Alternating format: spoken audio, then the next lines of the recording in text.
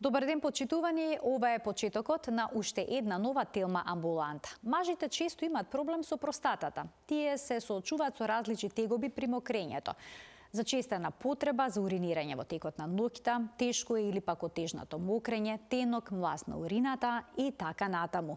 Голем дел од нив овие проблеми ги поврзуваат со старењето, со возраста, па го одложуваат прегледот на лекар или пак целосно го избегнуваат. На каков начин се диагностицираат и лекуваат болестите на простатата, ќе го запрашаме професор доктор Сашо Дохчев, уролог-хирург, директор на Универзитетската клиника за урологија, шеф на одделот за трансплантација на бубрези, и секако ќе проговориме и за трансплантацијата на бубрезите, бидејќи наскоро се наближува 500-та трансплантација. Ќе погледнеме блок реклами, а веднаш потоа стартува разговорот во студијата.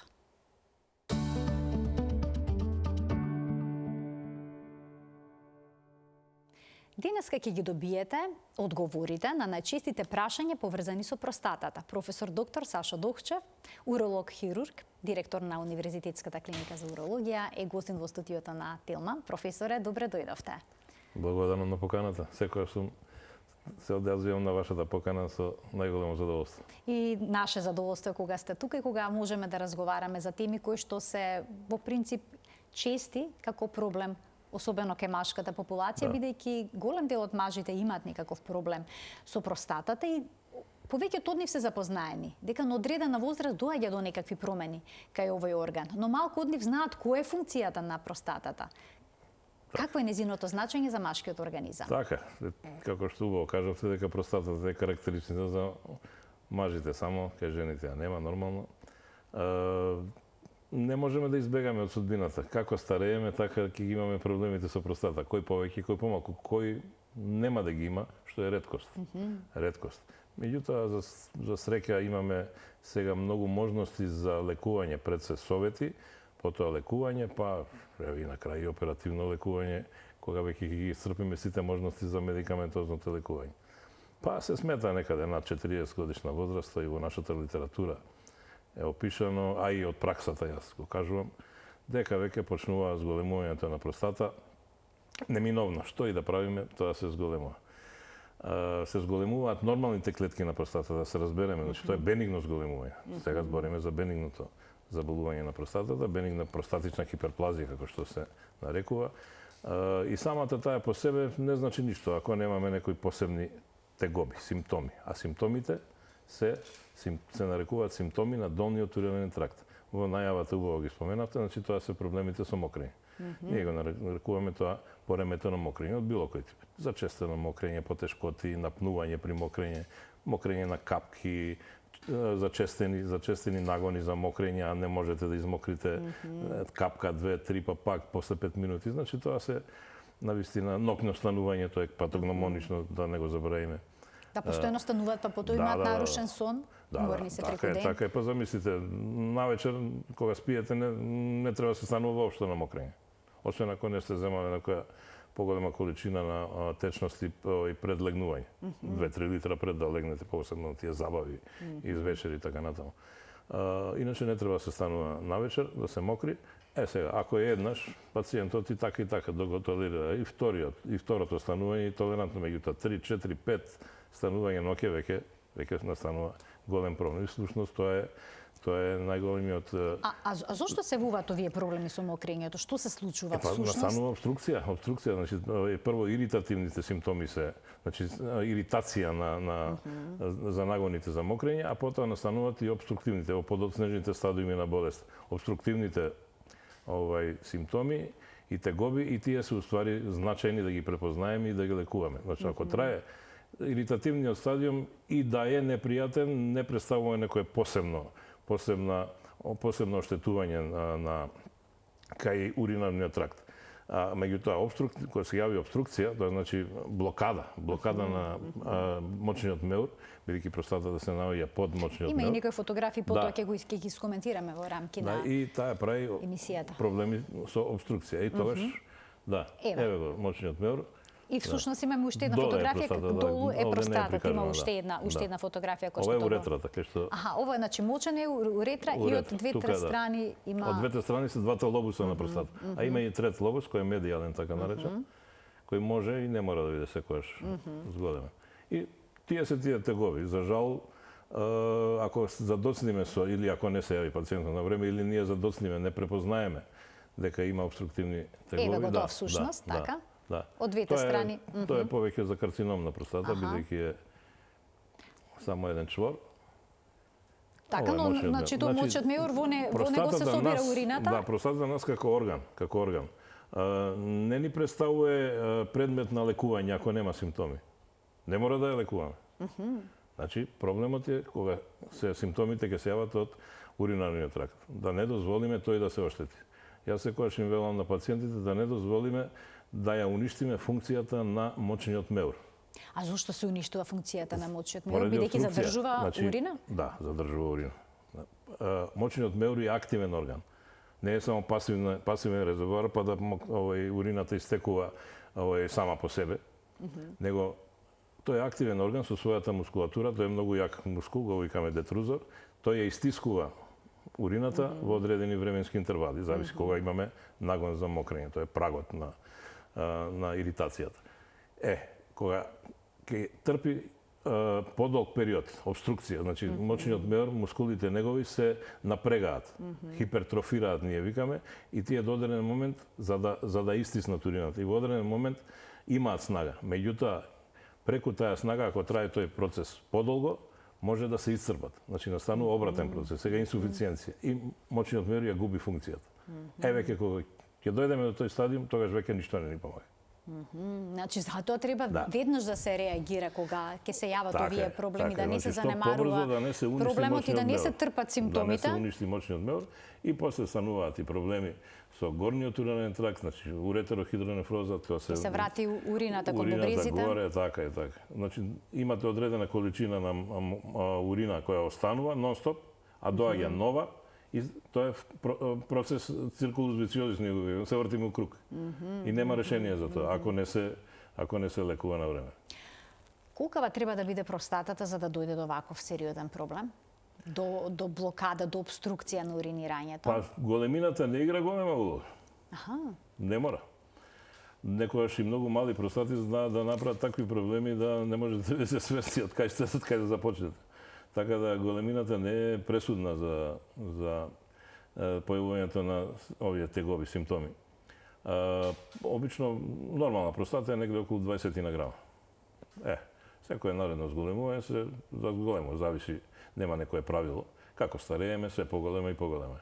Сега, ако не дава проблеми, ние ќе ја препознаеме. Ќе дојде пациентот, може имал едно станување навечер, нели симптоми на долниот уринарен тракт и ние ќе ја препознаеме. Меѓутоа, кога ќе измериме таа резидуална урина, што ние велиме за останата урина, после мокрење, после актот на мокрење. После актот на мокрење, по правило, мочниот меур треба да е празен, комплетно. Да нема 1 милилитар да нема урина во него. Меѓутоа, ние, искуството ни покажале, негде, кај повозрастните мажи, нормално, толерираме до некоја количина од 50 на грама. Тоа не е по гайдлайнсите, него тоа е наше искуство, да кажеме, од искуството кажуваме тоа. Ајде, тоа е толерантна некоја количина, меѓутоа сепак треба да почнеме со лекување на пациент. А како утврдувате таа количина на урина? Со ехо, се мери со ехо, да, има колегите. Ние не се занимаваме со тоа, бидејќи немаме време за тоа. Ние сме хирурзи. Така, но ви го добивате податокот дека на нефрологија останува. колегите, на рентген институтот, на токсикологија, мислам дека почна, интернистите во главно ги работат и ехо прегледи. Посебно колегите од нефрологија, бидејќи знаат што бараме од нив. И ни одредуваат. И кога ќе видиме огромна количина на ресторин, значи дека тука е веќе аларамантна состојбата. И мора да се превземе нешто. И што се презема, од што зависи дали пациентот ќе биде третиран медикаментозно или пак веднаш ќе се примени хирургија? Значи големината тука не игра улога. Еве можеме негде 30 на 40 грама простата да даде огромни сериозни проблеми. И при нашите прегледи кои ги правиме нели рутински, неколку прегледи се тие, обично лабораториски анализи, мokraча и крв, туморскиот маркер, да не го забравиме, простата специфичен антиген, кој ни е многу битен и за другото заболување, многу посериозно карциномот на простата, да не го пропуштиме тоа. Ректалниот преглед, сега како што се нарекува дигиторектална екзаминација, значи преглед ја малте необавезен, некојаш Задолжителен тој? задолжителен. Поради тој преглед всушност и се Треба да биде одложуваат овие задолжителен, прегледи. Меѓутоа во праксата некојаш и пациентите не го дуваат бидејќи е незгоден преглед.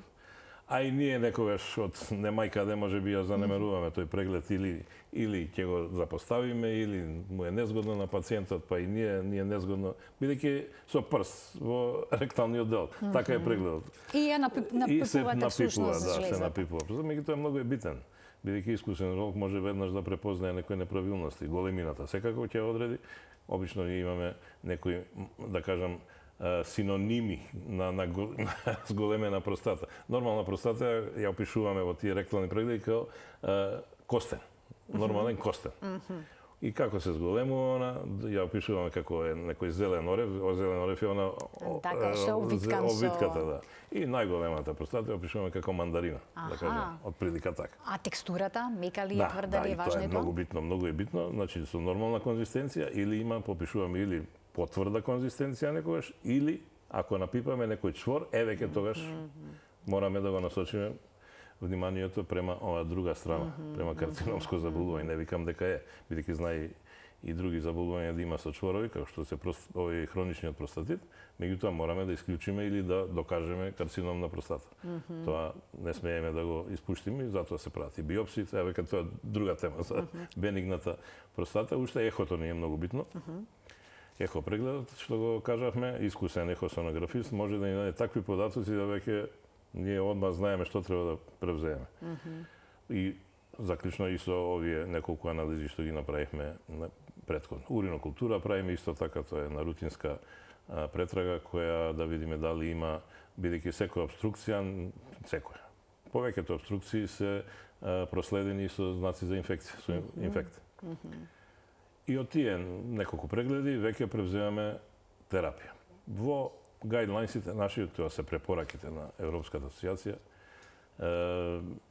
кажуваат све. Има неколку начини на преглед. Зависи од тоа каква состојба ќе утврдиме при самиот преглед. Една има состојба која се вели, која јас многу не се согласувам со тоа, меѓутоа тоа е препорака. Препораките не се догми да мораме да ги почитуваме, него така се дадени. Следење на пациентот. Аха, значи редовни прегледи на неколку недели, месеци како? Така, може и година. Аха. Зависи. Следење на пациентот без никаква терапија, само давање совети на некој хигиено-диететски режим. Зависи да не се внесуваат некои материи кои иритантно делуваат на актот на мокрење, како што се премногу алкохол, посебно жесток алкохол, кафиња многу, цигари, зачини и така на љута храна, исто многу љута за храна, исто иритантно делува на актот на мокрење. Е така, и ако после кога ќе дојде пациентот на контрол, ако видиме дека направиме овие испитувања и видиме дека нешто не е во ред, дека мораме нешто поактивно да превземе, одиме на втората линија на лекување, тоа е медикаментозната терапија. За среќа, последниве, па би рекол веќе 30 на години, може би, тука некаде сме, имаме веќе мокни терапевтици, значи мокни лекови. Порано, јас како млад лекар, користевме некој лек кој се викаше трианол. Трианол беше лек кој практично не беше лек. Од сегашен аспект ќе го наречеме додаток на исхрана или суплемент, затоа што беше од билно потекло. А ние го користевме како лек. И викавме на пациентите, земајте го, пошто немаме друг лек. Нема друг избор, така? Немавме друг избор. Или ќе одиме на тој лек или операција. Нема друго. Се појавија лекови, навистина многу ефикасни, два Што типа на прават лекови. Ги шират мочите канал? Најдобро е да се даде, тоа се два типа со различен механизам на делување. Едниот е таков, со релаксација на мазната мускулатура во мочниот меур и простатичниот дел на уретрата, тоа е овој почетен дел на уретрата, кај што се наоѓа простатата, се релаксира мазната мускулатура и се овозможува поширок проток на урина. И тие се чудотворни лекови. Тоа се лекови кои се користат и до денеска за намалување на крвниот притисок. Аха. И првиот таков лек, што исто, веќе после овој трианол што почнаме да го користиме, беше Вазофлекс. А Вазофлекс е лек кој се користеше, може би денеска интерниците го користат, за лекување на хипертензија. И се приметило во тек на испитувањето дека делува и на актот на мокрење, тој Вазофлекс. Меѓутоа имаше еден страшен проблем, бидејќи кога го земате... Еве, тука има една фотографија, така? Да, еве така, тоа е простатата, подмочниот меор. Да. Кога го земате како леку онаа доза кога го препишуваат интернистите, ќе имате проблем кај оние нормотензивни, да кажам, пациенти кои немаат проблем со хипертензија. Ким го беше прашањето следно, дали можем го спуштите? Многу притисокот и тука сме направиле проблем. Голем проблем. Тоа се оние дури и со падови, оние што ги наречуваме синкопи, падови на сред улица, не дај Боже, мислам, кога се намалува. Воопшто не е наивно тоа. Да, не е наивно воопшто. Непријатни моменти. И затоа најдовме ние во тоа време, како што ни препорачуваше Европската асоциација, да ја титрираме дозата на тој лек. Значи во мали количини? Во мали количини, првата недела, од пола милиграм почнувавме, втората недела 1 милиграм, третата недела 1,5, четвртата недела 2 милиграм. За да го навикнеме организмот. И така го лекувавме. И за среќа после тој лек се усаврши, и во 2-3 генерации, и сега користиме најновата генерација од тој лек, да нема нус ефекти, да ја нема таа појава за намалување на крвниот притисок. Некогаш има кај некои пациенти, меѓутоа тоа е во мал процент. Во мал процент, тоа го користиме сега, тамсулозин, тоа е лек кој навистина многу добро делува и ја на пациентите секогаш им викам, одма земите го, ќе видите за 2 недели, еве за 3 до 4 недели нека биде, ќе има веднаш подобрување. Одма подобрување. Лек чудотворен. Меѓутоа со тоа не го решаваме проблемот. Со тоа го решаваме само актот на мокрење. Така. Значи тој не служи. Колку време тој лек може да се зема? Може доживотно? Може. Толку колку некој дава резултат? Студиите покажуваат, има многу мокни студии, да кажам, направени, но 4 студии посебно се релевантни, посебно најновата, и таа е веќе 10 години, комбат студија се вели. Од 2 таму препорачува до 4 години да се земат, али у комбинација. Комбинацијата со другиот лек е најдобрата варијанта. Тоа е оној лек, вториот лек е правиот лек, што го кажувам јас на пациентите, што ја намалува големината на простатата. Аха. Значи со него вршиме трајно. Тоа е правиот лек. Тоа е тука се решава проблемот. Со овој лек имаме одма подобрување, а со овој лек на долги стази ја намалуваме бенигната простатична хиперплазија. Тоа делува на ниво на простатичните клетки, се смета, се докажано е тоа, не се смета дека тестостеронот игра најголема улога тука. Хормонски увелик? Хормонски, да. И ние односно неговиот метаболит, дехидротестостерон. И ние ја блокираме тука со тој лек конверзијата од тестостерон во дихидротестостерон на ниво на тој ензим. Значи машкиот хормон всушност создава проблем. Да. И го намалуваме ние тој... Зарем во време на андропаузата не се намалува тестостеронот кај мажот, но и таа количина создава проблем. Таа количина создава голем проблем. И всушност сега уште повеќе се, а чувствуваат мажите потоа некакви проблеми поради низок тестостерон? Да, кога се дава леко чувствуваат, има тие несакани ефекти, меѓутоа и тоа ќе го кажам во овие студии што го докажа. Првата година е проблематична, секогаш нормално намалена е потенцијата.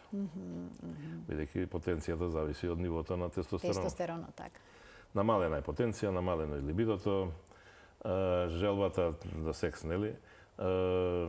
Некојаш има појава на гинекомастија, тоа е на појава, градите се зголемуваат, како кај жените. Како кај жените и тоа за среќа е негде околу 2 до 3%. Меѓутоа ако се јави тоа не е реверзивно, не се враќа. Не е реверзивно. Тоа е голем проблем. Трајно. Тоа е си има добро. Може би колегите од торакална хирургија знаат нешто да направат така да некојаш може да се јават и карциномски заболувања, не дај Боже. Немаме такви искуства со тоа. За среќа не е чест. Најчесто е импотенцијата некаде околу, према таа студија, некаде околу 6% првата година. 6% кај мажите сега не мал процент воопшто? Не е ни мал процент, али пошто се работи за повозрасна група на популација, па некојаш и сексуалната функција многу не им е битна. Сега како тече лекувањето, втората година се намалува веќе на 3%.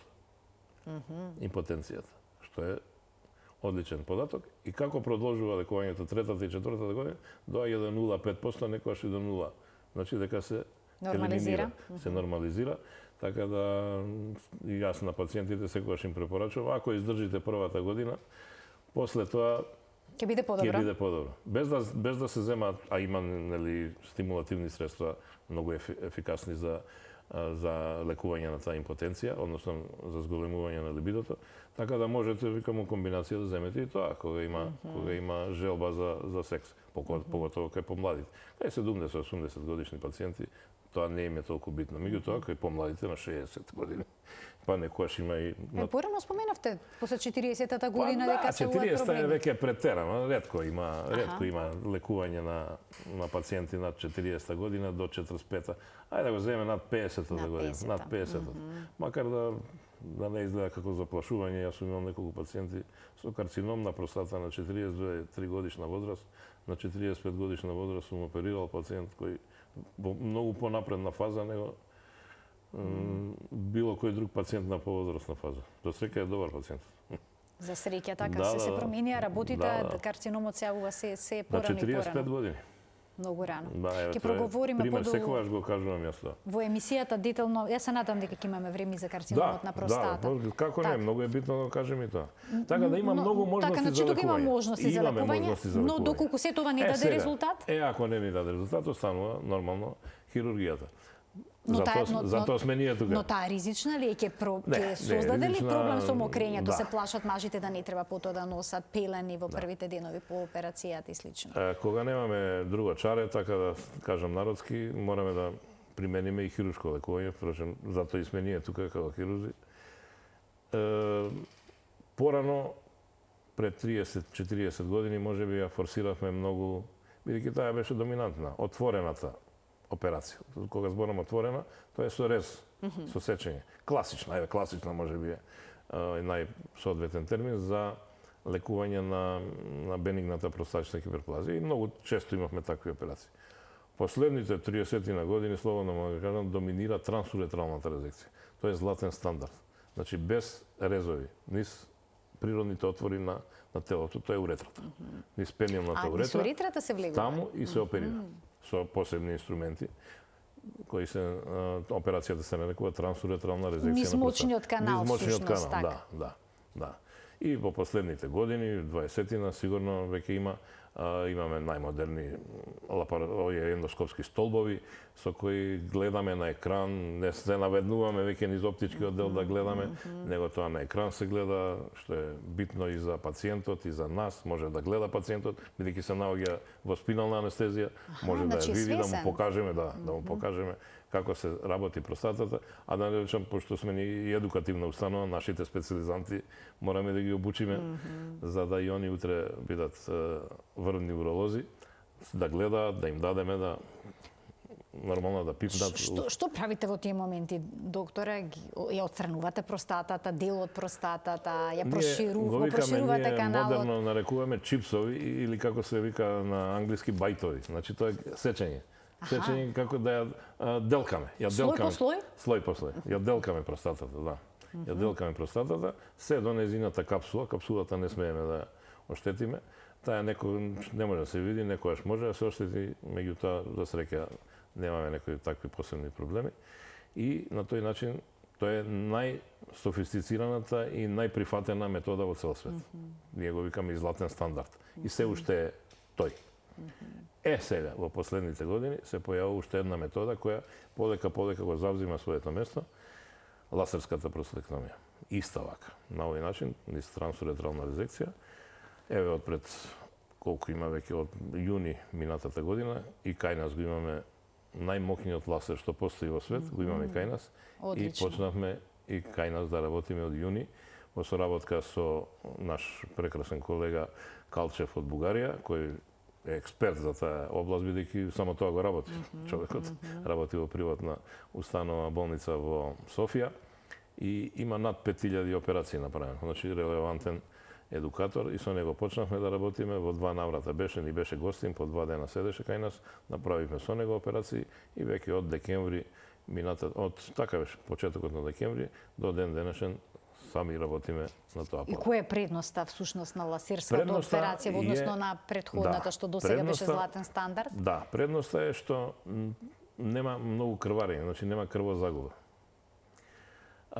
Пациентот може би да го пуштиме еден ден постоперативно дома, значи намалена е хоспитализацијата, ако видиме дека се е добро. На запад некогаш кажуваат и дека уште истиот ден сабајле го оперираат, вечер го пуштаат дома, што мислам дека не знам, може би искуството ќе ни даде понатаму како ќе станеме поискусни, може би така ќе почнеме. Но вие сте сега предпазливи. Ајде, сега сме така повеќе предпазливи. Ден, два дена, им викам ја на колегите, 2 дена да го гледаме тука, да го имаме под око, па после тоа може да го пуштиме дома. Значи и тоа ќе биде намалено. Како што предлагаат и колегите што имаат искуство. Али тука е некаде ден-два, намалена е хоспитализацијата. Сега проблемот е што е доста скапа метода, навистина.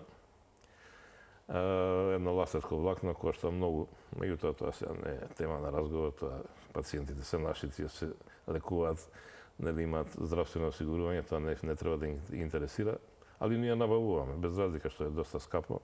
Важно е тука таа можност имаат нашите пациенти. Ја имаме, да. Кажувам, најмодерниот ласер го имаме.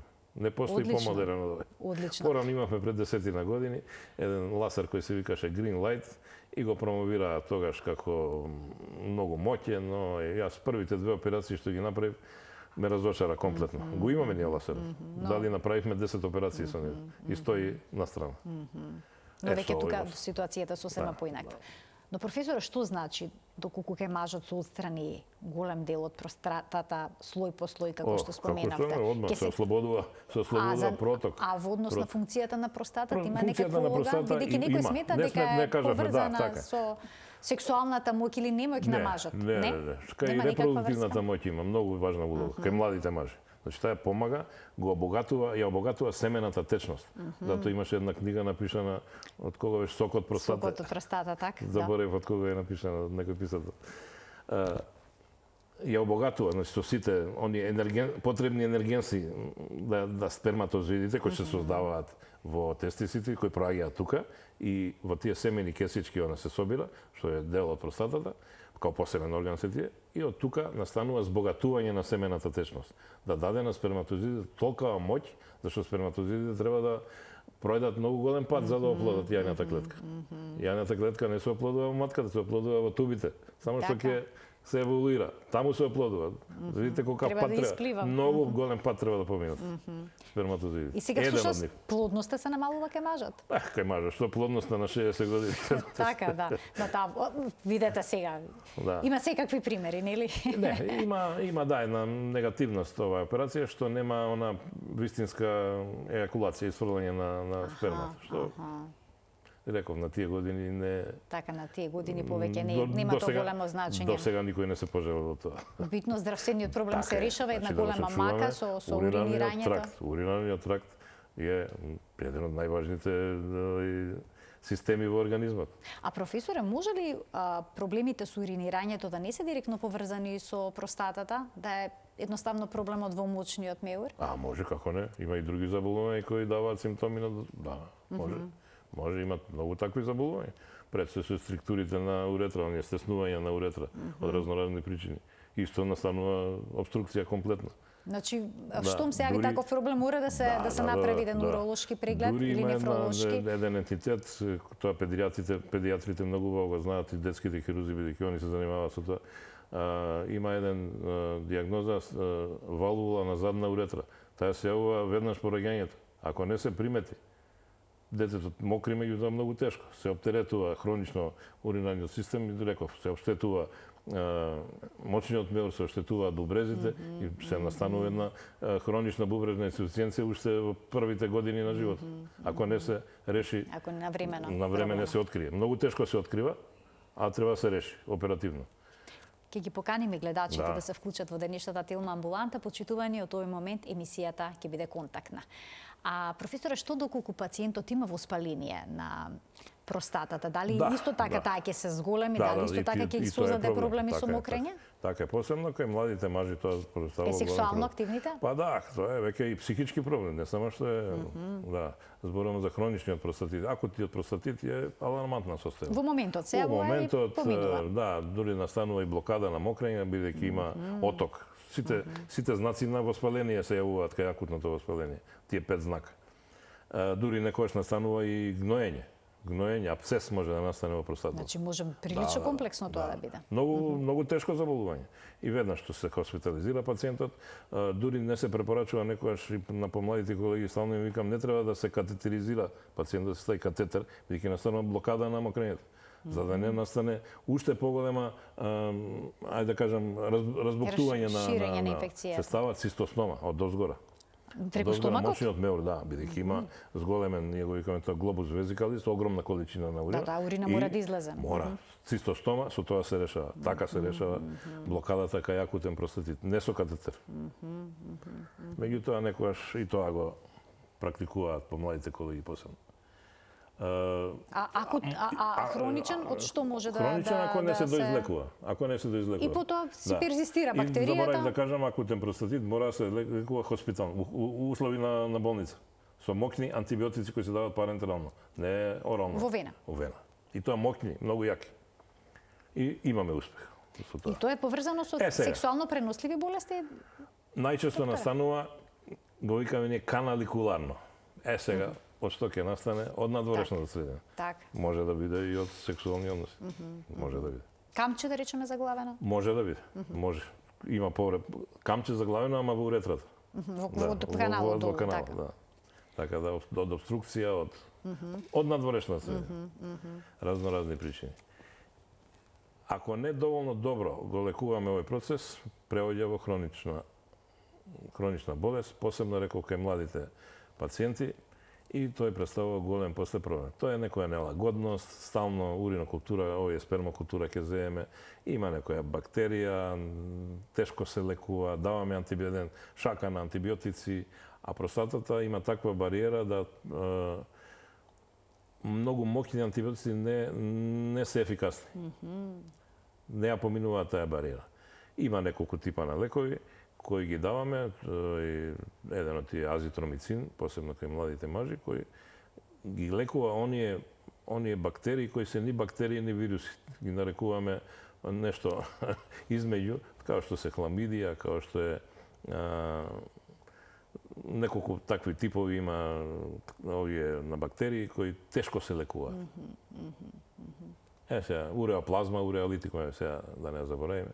Тие се тие бактерии неколку кои се ни бактерии, ни вируси, а се наоѓаат интрацелуларно. И антибиотикот многу тешко проаѓа тука. Така. И затоа лекувањето исклучително тешко. Лекувањето е многу тешко и преоѓа во хроницитет. И симптомите се нелагодност, непријатност, посебно во долниот дел на перинеумот таму. И пациентот, зборам за младите сега, се фиксираат за тој дел, бидејќи тука. И тука настанува психички проблем со потенција, не директно од заболувањето, него од овде, од паметот. И тоа е многу тешко да се разубеди таков пациент. И јас секогаш им викам, ослободи се, ништо не значи. Ама има бактерија. Нека има, викам, остави бактеријата. Ослободи се, ништо нема да биде. Значи психолошката бариера исто така прави голем проблем. Голем Професоре, двајца гледачи имаме да им дадеме предност, па ќе продолжиме со разговорот. Добар ден за првиот од нив. Јас само ќе ги замолам гледачите што пократки прашања и поконцизни, бидејќи имаме уште 10 минути до крајот на емисијата. Добар ден. Повелете. Добар ден. Видите, ја управо 20 години се лечам кај професор Ставридис. И цело време примам таницераз. Дали е тоа добро да што го примам или треба да се смени? А сега па уопште не може да добијам термин за кај професорот. Така, добро ви благодарам за вклучувањето во програма. Да, рековме, може да не следа пациентот, гледачот, рековме дека нема никаква потешкотија од зимањето на танис, дури напротив. Одличен лек, моќен лек, слободно нека земе, али нека дојде. Може би нема да има потреба да ги направиме испитувањата ние што ги правиме, нека дојде на контрола да го видиме. Термин, тоа е преку мој термин, ама ние на нашата клиника и тоа го некако модифициравме, па можеме и да извадиме, да ги поканаме, да не чекаат некојаш, можеби матрични доктори, можда немаат, со цел да им помогнам, ја секако директор зборам. Некојаш знаеме да направиме, ама да не биде тоа сега честа слика, да не ме нагужби во амбулантите, знаеме да направиме без упати. Без упати, нашите специализанти знаат да влегуваат. Малце со тој мој термин, да го така измамат на некој начин. Така да нека дојдат без разлика дали има термин или не, да направиме ние испитување, па да видиме дали има потреба воопшто да се зема. Иначе нема никаква штета, нека го зема слободно. Уште гледач ке вклучиме. Добар ден. Ало, Во програма сте, повелете. ви благодарам. Едно прашање до докторот. Мојот сопруг има 75 години. Од 2019 година му е диагнозирана карцином на простатата. Добро. Има преживеано 2 мозочни удара, меѓутоа нема некои последици, само последицата му е што бавно се движи и малку потешко му е зборењето. Так. Меѓутоа, постојано се интересира дали може, он прима сега терапија од онколог, бикалутамид, ги знаете сигурно Да. тие таблети, и енекции месечни или на 3 месеци. Меѓутоа, сега кога вас бе слушна дека вие можете да извршите лазерска операција со најсовремениот метод, прашува дали со оглед на неговата диагноза и возраста што ја има, може да се изврши оваа операција. Оваа интервенција. Така, ви благодарам за прашањето и за вклучувањето во денешната телма амбуланта. Так. Професоре, Овие што лекови видите? што ги спомна гледачката, прво ние ги дававме, тоа се наши лекови. Меѓутоа, за жал, поради некои несреќни околности, отидоа на онколошка клиника, на институтот, тие не се цитостатици, него се хормонални лекови. Тоа се наши лекови, што секаде во европските центри ги даваат уролозите. Меѓутоа, тоа е друг проблем, сега да не замараме гледачката. Така, тие се ефикасните лекови, тие треба да ги прима, бидејќи не е поставена индикација за операција. А лазерската, оваа операција што ја спомна, со овој најмодерен лазер не е за лекување на карцином на простата.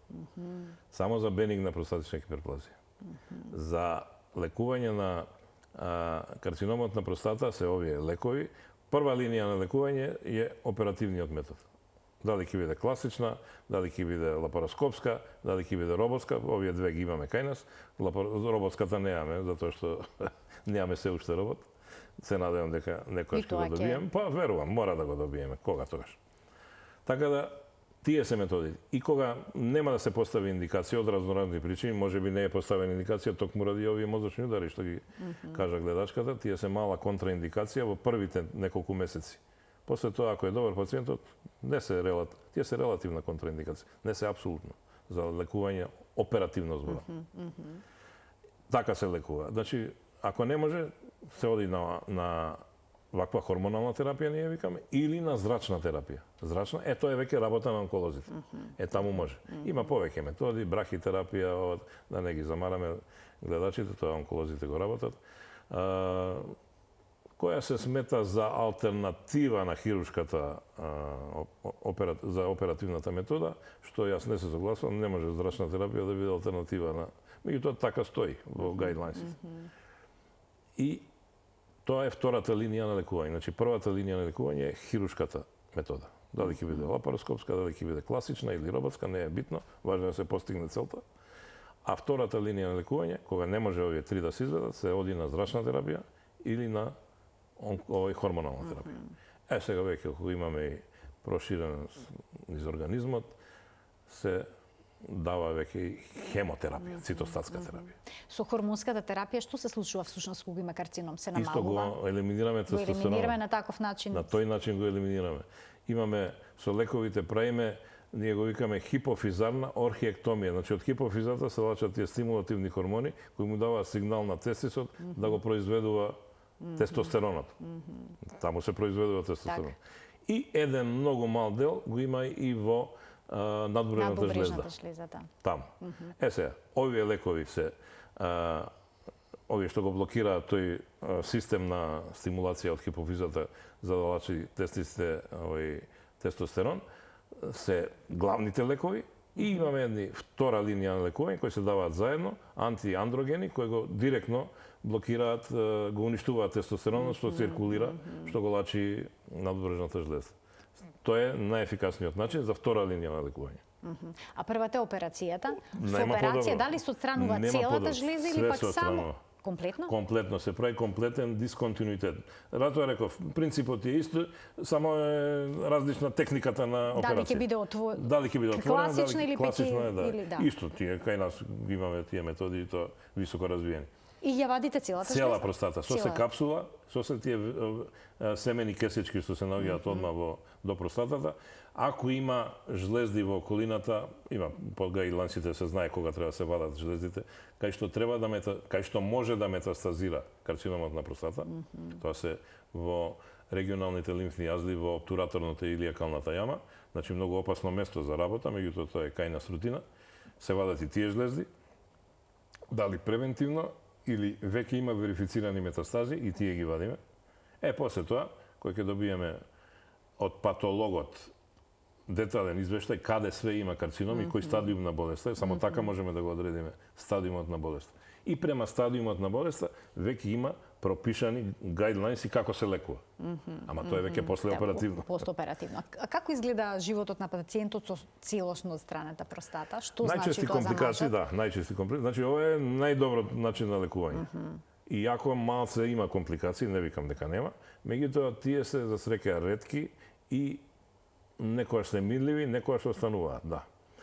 Најлоша компликација е инконтиненција, значи неконтрола на мокрењето. Неволно испуштање урина. Да, ние правиме со цел да направиме добра операција, комплетен дисконтинуитет меѓу мочниот меор и уретрата. Тоа што ја вадиме комплетно, значи комплетно едниот мочен меор овде уретрата. И после кога ќе извадиме треба да споиме тоа.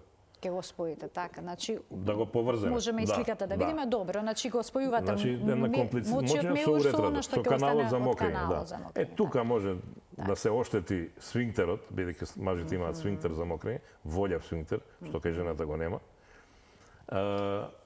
Пазиме да не го направиме тоа, меѓутоа некојаш од желба да се постигне што подобра оперативна техника за да се извади карциномот, бидејќи зависи од обсежноста на карциномот, во која мера го опфаќа органот, некојаш може да се оштети, тоа настанува трајна инконтиненција, за среќа е ретка. Привремената инконтиненција се враќа после неколку месеци, некојаш трае и до година, ја опишуваат и до 2 години, што е доста голем период, меѓутоа од прилика се враќа континентноста.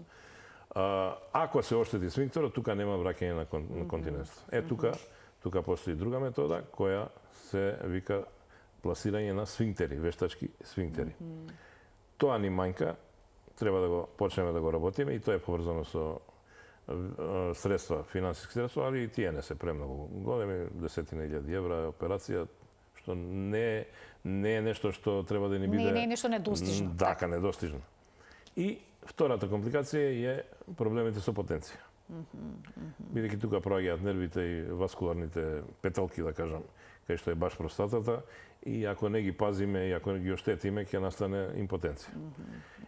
Али кога ќе спасите вие човек животот, сега тие се второстепени. Така.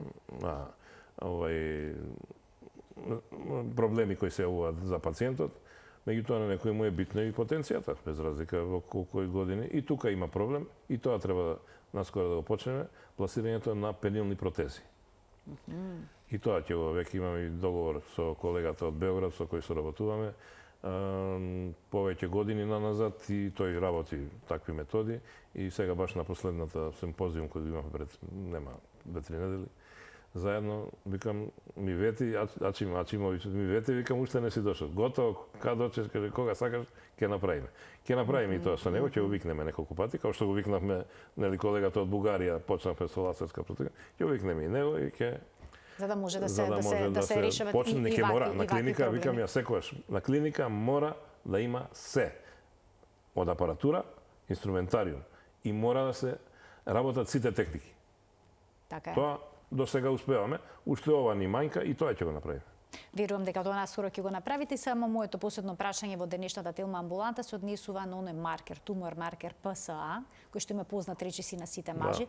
Дали ќе бенигното зголемување на простатата е покачен и дали сите пациенти со карцином на простатата имаат покачен ПСА? Со карцином имаат обавезно покачен. Да не кажам, во мали проценти, некојаш и нормален. И наоѓаме карциноми. Значи, у почетната стадиум на болеста, на карциномското заболување, некојаш од 0 до 4 е некаде, тука е нанограми на милилитар, овој параметарот ПСА зголемен, кој е нормален, ако е зголемен е над 4. Меѓутоа, еве сега во понеделникот. Да, во понеделникот оперирав пациент со Нормален ПСА со карцином на простата. Значи 2, нешто беше вредноста, а имаше карцином на простата. Значи тој не е апсолутен индикатор за... Не е апсолутен, али во огромен процент, чим е покачен, треба да се размислува на карциномско заболување. Не секогаш, бидејќи и хроничниот простатит кој премалку го спомнавме, знае да даде покачен ПСА. И затоа тука е нашата улога да ги овие разграничиме. А некогаш и бенигната простатична хиперплазија, ако е голема, огромна, над 100 грама, 200 грама, има покачен ПСА. Ради големината. Убаво и ова што го разјаснивте, бидејќи многу мажи го прават овој маркер чисто, понекогаш и превентивно да видат како е нивното здравје. Не значи да не се плашат, не значи дека одма има карцином. Не значи веднаш дека не има е карцином. патогномоничен, не е строго специфичен за карциномите. Така. Значи мора да се јават и да ние тоа го разграничиме. Ви благодарам многу за вашето денешно гостување во Телма амбуланта, за трансплантациите и за она што предстои 500-та трансплантација. Да, еве, 493, уште малку. Уште малку. Ќе почекаме да биде направена 500-та, да бидеме живи и здрави и како најава некаде. Како најава за вашето следно гостување во Телма амбуланта. Ви благодарам уште еднаш за гостувањето. Благодарам на покана. Почитувани, ви благодарам и вам за вниманието со кое што не следевте. Имајте пријатен ден.